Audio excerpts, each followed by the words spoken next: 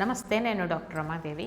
ఈ మధ్య పేషెంట్స్ అడుగుతున్నారు, మాకు డాక్టర్ ఎన్ఎస్టీ టెస్ట్ చేసుకోమన్నారు, ఇది అవసరమా, దీనివల్ల ఏమన్నా బిడ్డకు ప్రమాదమా అని చెప్పి అడుగుతున్నారు. నేను ఈ వీడియోలో మీకు క్లియర్గా సింపుల్గా ఈ విషయాలన్నీ ఎక్స్ప్లెయిన్ చేస్తాను. ఎన్ఎస్టీ అంటే నాన్ స్ట్రెస్ టెస్ట్ అనే అంటారు. ఇది గర్భంలో ఉన్న బిడ్డ సేఫ్గా ఉందా లేదా అని తెలుసుకోవడానికి చేసే పరీక్ష. ఈ ఎన్ఎస్టీ ఎప్పుడు చేస్తారు అంటే ఆమ్నియాటిక్ ఫ్లూయిడ్ లేదా ఉమ్మనీరు తక్కువగా ఉన్నప్పుడు, తల్లికి షుగర్ కానీ బీపీ కానీ ఉన్నప్పుడు, బిడ్డ కదలికలు తక్కువగా ఉన్నప్పుడు, అట్లాగే పెరుగుదల బిడ్డలో లేకుండా ఉంది అని ఏమన్నా అనుమానం వచ్చినా, ఈ 37 వారాల తర్వాత ఈ హై రిస్క్ ప్రెగ్నెన్సీ అంటాం, ఇలాంటి వాటిల్లో ఈ ఎన్ఎస్టీ టెస్ట్ చేసుకోండి అని చెప్పి డాక్టర్లు సూచిస్తారు. ఒక రకంగా ఇది బిడ్డ ఆరోగ్యాన్ని చూసే అలారం లాంటిది. ఈ టెస్ట్ చేసుకోవడానికి ముందు ఏం చేయాలి? టెస్ట్కి ముందు లైట్గా ఏదన్నా తిని పోవాలి, ఎందుకంటే తిన్న తర్వాత బిడ్డ కదలికలు బాగుంటాయి. అట్లాగే కంఫర్టబుల్గా ఉండే డ్రెస్ వేసుకొని వెళ్ళాలి.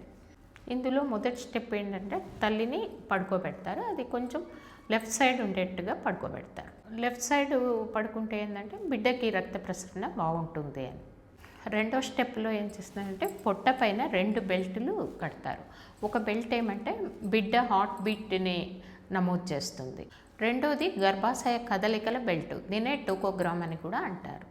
ఈ 2 కూడా ఈ ఎన్ఎస్టీ మిషన్కి అటాచ్ అయి ఉంటాయి. ఈ రికార్డింగ్ 20-30 నిమిషాలు చేస్తారు. బిడ్డ కదిలినప్పుడు హార్ట్ బీట్ పెరగాలి. కొన్ని చోట్ల తల్లి చేతిలో ఒక బటన్ ఇస్తారు, ఎప్పుడైతే బిడ్డ లోపల కదులుతుందో అప్పుడు ఈ బటన్ నొక్కమని చెప్తారు. ఎన్ఎస్టీ రిపోర్టు ఎలా ఉంటుంది? 20 నిమిషాల్లో కనీసం 2 సార్లు హార్ట్ బీట్ పెరగాలి. అలా పెరిగితే బిడ్డ సేఫ్ అని అర్థం. అలా హార్ట్ బీట్ పెరగకపోతే లోపల బిడ్డకి ఏదైనా సమస్య ఉందా అని చెప్పి చూస్తారు. అంటే ఇంకా కొన్ని పరీక్షలు ఏమైనా అవసరమవుతాయా అనేది చెప్తారు.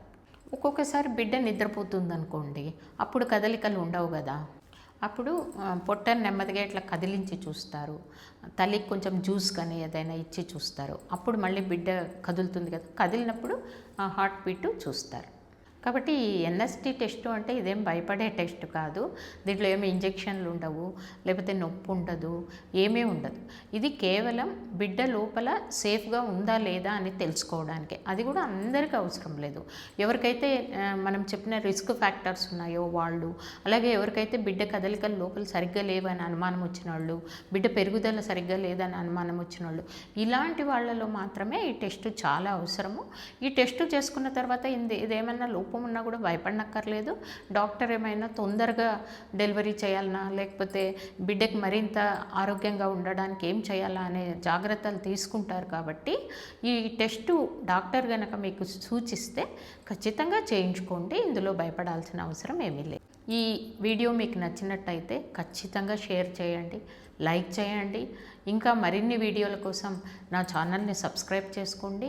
ఇక మీకు ఎలాంటి వీడియోలు కావాలి అనే విషయాల్ని కూడా కింద కామెంట్ బాక్స్లో రాయండి. ఇంకొక వీడియోతో మళ్ళీ కలుసుకుందాం. అంతవరకు సెలవు. నమస్తే.